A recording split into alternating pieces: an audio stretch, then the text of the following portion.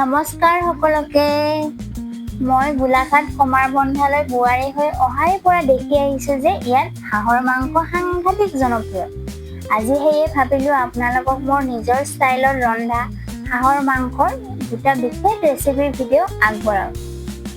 ইয়াৰে এটা হৈছে ৰঙালাও হাঁহৰ আঞ্জা আৰু আনটো হৈছে বহুতৰে প্ৰিয় হাঁহৰ শুকান ভাজি অৰ্থাৎ ড্ৰাই ফ্ৰাই। আশা কৰোঁ আপোনালোকে ভিডিঅ'টো ভাল পাব। মোৰ সৈতে কথা পাতিবলৈ কমেণ্ট বক্সটো ব্যৱহাৰ কৰিব পাৰে আৰু চেনেলটো ছাবস্ক্ৰাইব কৰিবলৈ চাগে নকলেও হ'ব। চাই থাকক তেনেহ'লে।